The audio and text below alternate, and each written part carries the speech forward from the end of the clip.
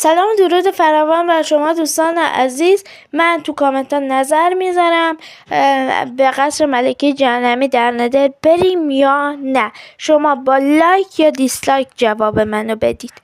بچه های عزیز، هر چیزی که میخواید من بسازم و تو کامنت ها بگید تا بسازم. خدا نگهدار.